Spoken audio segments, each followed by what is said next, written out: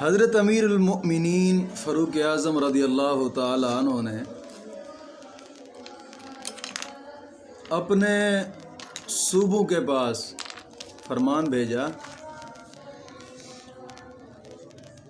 جس صوبے کا آپ نے گورنر بنایا ہوا تھا ان گورنروں کے پاس ایک فرمان بھیجا۔ آپ نے فرمایا کہ تمہارے سب کاموں سے اہم کام جو ہے نا وہ نماز ہے میرے نزدیک۔ تمہارے سب کاموں سے اہم کام میرے نزدیک کیا ہے؟ نماز ہے۔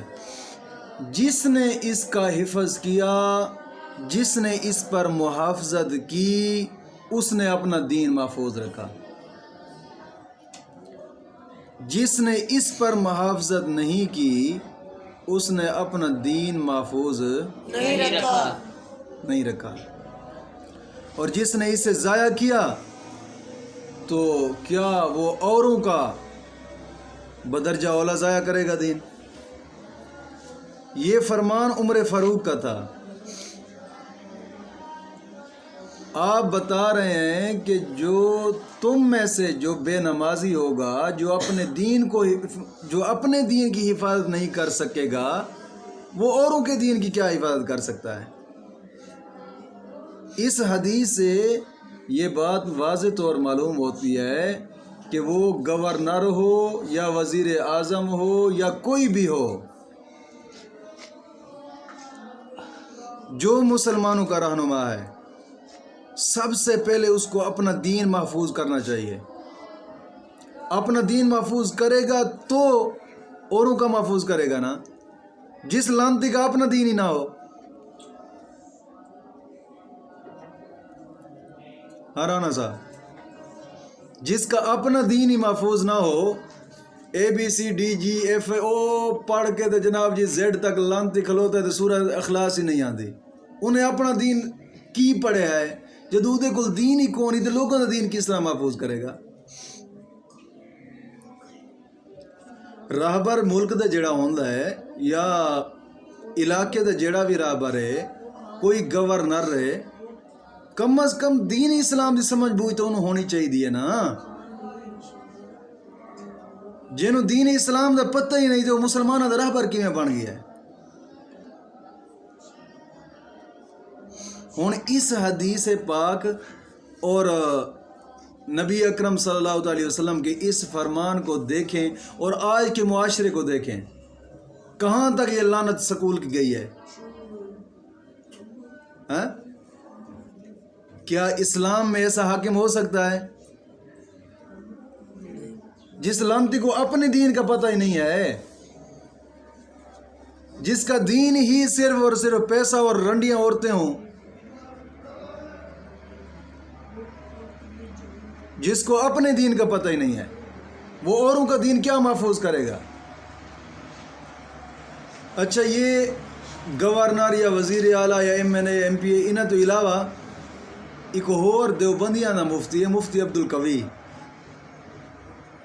اس لانتی کا کام ہے سارا دن عورتوں میں بیٹھنا، عورتوں میں باتیں کرنا، اور وہ کہہ رہا تھا کہ میں شراب جو پیتا ہوں نا، میں شراب بھی باہر ملک کی پیتا ہوں، یہاں کی تو میں شراب بھی نہیں پیتا۔ وہ لانتی مفتی ہے۔ اور اس طرح کے مفتی جو ہے نا، حکومت اٹھا کر اپنے بغلوں میں لے جاتی ہے اور پھر بغلوں میں بٹھا کر پھر ان کو کہتے ہیں یہ ہمارا مسئلہ ہے اور اس کو قرآن کے مطابق کریں آپ۔ ہم نے قرآن کے مطابق نہیں چلنا، قرآن کو ہماری سوچ کے مطابق چلو۔ لاکھ لعنتے سے کنجراں دے، قرآن نو ساڑی سوچ دے مطابق چلاؤ۔ اساں قرآن دی سوچ دے مطابق نہیں چلنا، اساں صرف اور صرف بت پرست بن کے بیٹھنا ہے بس۔ گل نہیں سمجھ آئی؟ اب اس حدیث میں جو ہے کہ حضرت فاروق اعظم رضی اللہ تعالیٰ عنہ فرما رہے ہیں کہ جو اپنا دین محفوظ نہیں کر سکتا وہ اوروں کا دین کیا محفوظ کرے گا؟ تو بات تو حقیقت ہے کہ جو گورنر، جو وزیر اعظم، جو MNA، جو MPA، جو صدر اپنا دین محفوظ نہیں کر سکے، اس کو اپنے دین کا پتہ ہی نہیں ہے، تو عوام کا دین کیا محفوظ کرے گا؟ ظاہری بات ہے اس نے ABC محفوظ کیا تو ABC ہی عوام کو پڑھا رہا ہے. جیسا لانتی خود بنا ہے ویسا لانتی عوام کو بنا رہا ہے. بیٹا 5 چیزیں ہوتی ہیں، 5 چیزیں. سب سے پہلی چیز علم. کیا چیز ہوتی ہے؟ علم. دوسری چیز ذہن. تیسری چیز بندہ. چوتھی چیز معاشرہ. 5ویں چیز حکومت. تعلیم جیسی ہوگی ویسا ذہن بنے گا. تعلیم جیسی ہوگی ویسا ذہن بنے گا. جیسا ذہن ہوگا ویسا بندہ بنے گا. جیسا بندہ ہوگا ویسا معاشرہ بنے گا. جیسا معاشرہ ہوگا ویسی حکومت بنے گی. اب تعلیم تھی گندی یہودیوں کی، ذہن گندے بنے، کوئی داڑھی مونڈ بنا، کوئی رشوت خور بنا، کوئی لانتی ڈاکو بنا، کوئی چور بنا، کوئی کیا بدماش کمینہ بنا جو ہمارے اوپر مسلط ہو گئے. ہاں تعلیم لانتی تھی نا تو ذہن لانتی بنے. جب ذہن ایسا بنا بندہ خود برباد ہو گیا. بندہ گندا بنا ہے معاشرہ برباد ہوا. معاشرہ برباد ہوا حکومت ایسی بن گئی. اب ہر چور ڈکیٹ وہ جناب جی مسلمانوں کا راہبر بن کر اٹھ رہا ہے.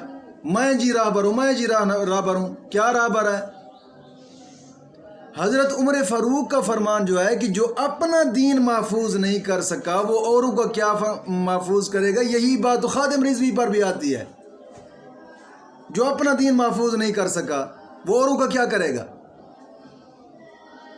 بات نہیں سمجھ آئی میرا خیال ہے بیٹا، پریشان ہو گئے. جو اپنا دین محفوظ نہیں کر سکا وہ اوروں کا کیا کرے گا. لبیک یا رسول اللہ تھا، اس نے یا رسول اللہ کٹوا دیا، پاکستان ملا دیا.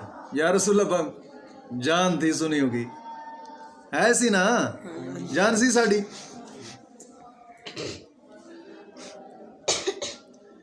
جدوں او یا رسول اللہ محفوظ نہیں کر سکیا او دین نو کی محفوظ کرے گا. کفر دا قانون ہے اس وقت ملک دے وچ. کفر دے قانون نو تسلیم کرن دے نال انسان خود کافر ہو جاندے کہ میں جی اس قانون دے تے عمل کرنا اینو مندا. سمجھ نہیں آئی؟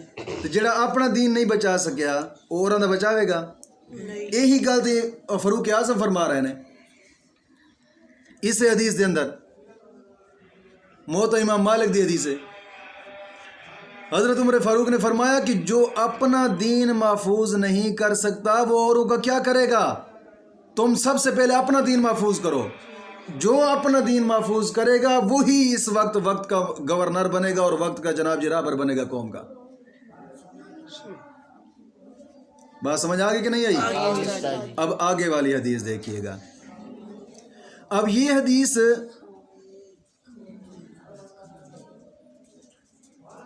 جناب علی ترمذی میں ہے جس کو نقل کر کے یہاں لکھا گیا ہے.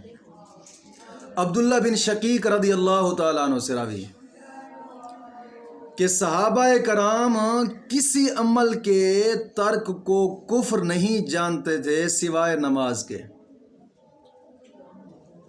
یعنی نماز کے چھوڑنے والے کو کافر کہتے تھے.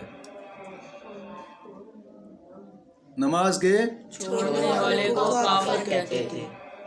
اور پھر اسی پر بہت سی حدیثیں اس چیز پر ظاہر ہیں کہ قصداً نماز کا چھوڑنا کفر ہے.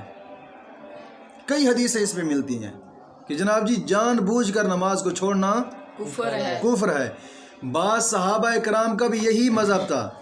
ان میں سے امیر المؤمنین حضرت فاروق اعظم کا بھی یہی مذہب تھا. عبد الرحمن بن عوف رضی اللہ تعالیٰ عنہ کا بھی یہی مذہب تھا. عبداللہ بن مسعود رضی اللہ تعالیٰ عنہ کا بھی یہی مذہب تھا. عبداللہ بن عباس کا بھی یہی مذہب تھا. جابر بن عبداللہ کا بھی یہی مذہب تھا. اور معاذ بن جبل کا بھی یہی مذہب تھا. اور حضرت ابو ہریرہ کا بھی یہی مذہب تھا، حضرت ابو دردہ کا بھی یہی مذہب تھا، جلیل القدر صحابہ کا یہی مذہب تھا کہ جو جان بوجھ کر نماز کو چھوڑتا ہے وہ کافر ہے۔ اور پھر ان کے بعد امام آئے، کچھ امام بھی ایسے تھے کہ جن کا مذہب یہی تھا کہ جان بوجھ کر نماز کو چھوڑنے والا بندہ کافر ہے۔ امام احمد بن حنبل، عبداللہ بن مبارک وغیرہ ایسے امام ہیں جن کا مذہب بھی یہی تھا کہ جان بوجھ کر نماز کو چھوڑنے والا کافر ہے۔ اور ان میں بعض صحابہ ایسے بھی تھے کہ جو کہتے تھے کہ یار جان بوجھ کر جس نے نماز چھوڑی ہے گناہ گار ہے، فاسق فاجر ہے، کافر نہیں ہے، کیونکہ اس نے نماز کی فرضیت کا انکار نہیں کیا۔ شاید اس چیز کو دلیل بناتے ہوں گے، بات سمجھ آ گئی؟ بعض صحابہ کرام نے اس پر کفر کا فتویٰ نہیں لگایا، اور بعض تابعین میں بھی کفر کا فتویٰ نہیں لگایا، جس طرح کہ امام اعظم ابو حنیفہ۔ بعض امام نماز جان بوجھ کر چھوڑنے والے کو کافر کہتے ہیں اور امام اعظم ابو حنیفہ کافر نہیں کہتے۔ بات نہیں سمجھ آئی؟ اور پھر بھی یہ بھی کوئی تھوڑی بات نہیں ہے کہ اتنے جلیل القدر صحابہ نے ان کو کافر کہا ہے، یہ کوئی تھوڑی بات نہیں ہے۔ اور بعض تو ہمارے معاشرے میں لعنتی کوئی ولی پیر ایسے بن چکے ہیں جو کہتے ہیں ہماری تو جناب جی نماز ہر وقت قائم ہے۔ اور ایک لعنتی میرا خیال ہے کوئی غامدی ہے، کون ہے وہ، کراچی کا، اس کی میں ویڈیو کلپ سن رہا تھا، وہ تو کہہ رہا تھا کہ جناب جی نبیوں اور ولیوں پر نماز فرض ہی نہیں ہے، وہ اس سے آگے چلا گیا ہے، ولیوں پر نماز فرض ہی نہیں، وہ کہتا ہے نماز فرض ہی نہیں ہے۔ صحابہ کرام کہہ رہے ہیں کچھ کہ نماز نہ پڑھنے والا لعنتی کافر ہے، اور یہ کہہ رہے ہیں کہ نماز تو فرض ہی نہیں ہے ولیوں پر۔ جناب اس کا مطلب ہے ولیوں کی اتنی بڑی شان بڑھا دی کہ صحابہ پر نماز فرض تھی، ولیوں پر نماز فرض نہیں ہے۔ کیا ولی اور صحابہ الگ الگ ہیں؟ نبی کے صحابہ ولی نہیں تھے؟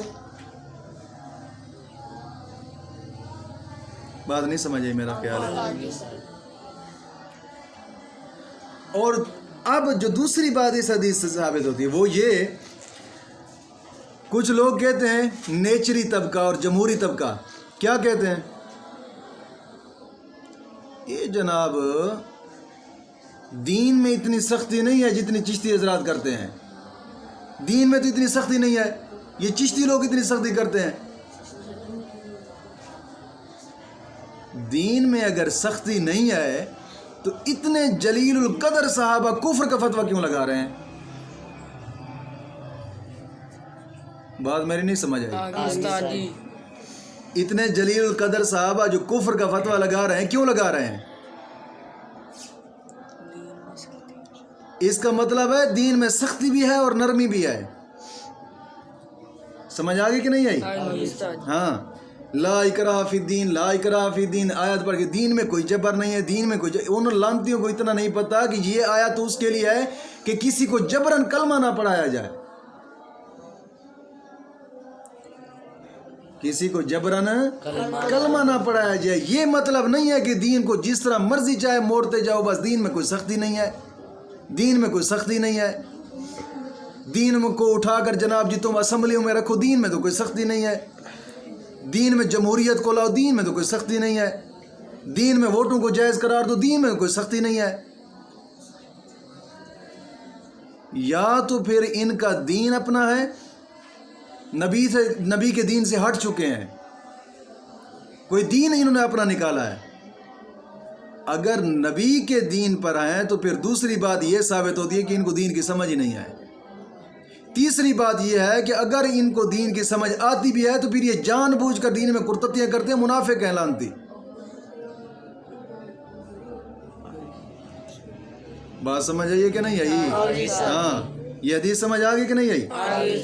اب اس حدیث سے جو مسئلہ، فقہی مسئلہ جو ثابت ہوتا ہے وہ یہ کہ ہر عاقل بالغ، ہر عاقل بالغ پر نماز فرض ہے، ہر عاقل بالغ پر نماز، فرض ہے، اور اس کی فرضیت کا منکر کافر ہے۔ بات سمجھ آ گئی کہ نہیں ہے؟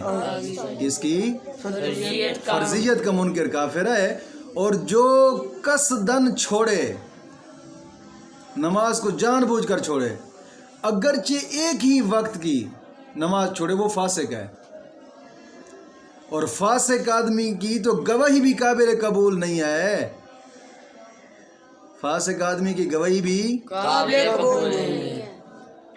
جو عدالتوں میں گواہیاں دے رہے ہیں، قبلہ پیر صاحب مریدین میں سے ہیں آپ کے ہاں؟ فاسق کی گواہی قابل قبول نہیں ہے اسلام میں، لیکن کفر کے قانون میں اس کی قابل قبول ہو جاتی ہے۔ بات نہیں سمجھ آئی؟ آگے استاد جی۔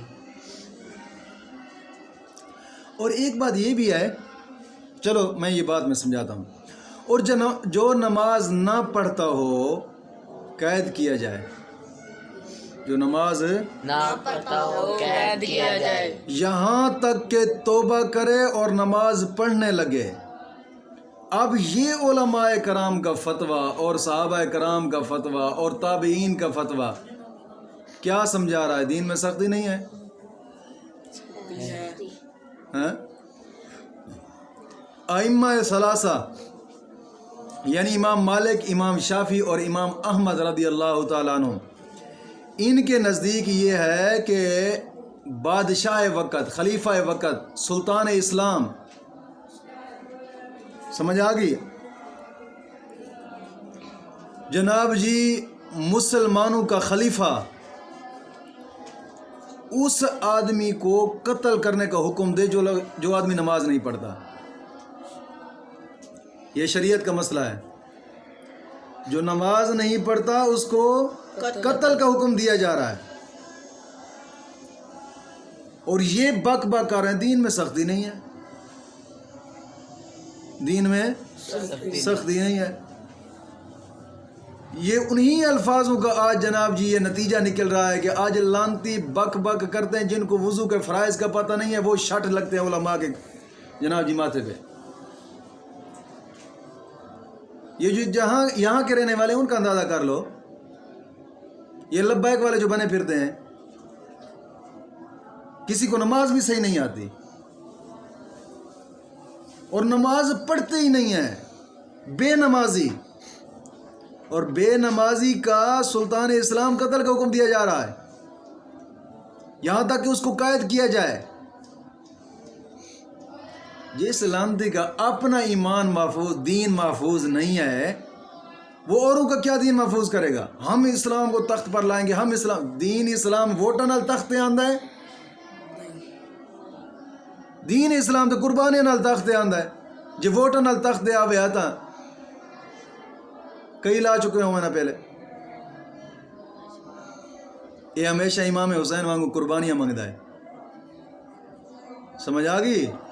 ہاں قربانیاں لگ دیا نے، مجاہد گردے نے میدان دے وچ، پھر دین اسلام تخت آندا ہے۔ اس حدیث سے جو مسائل ثابت ہوئے پتہ چلا کہ جس کا اپنا دین محفوظ نہیں، وہ لوگوں کا دین کیا محفوظ کرے گا؟ یہ عمر فاروق کا فرمان ہے، سمجھ آ گئی ہے؟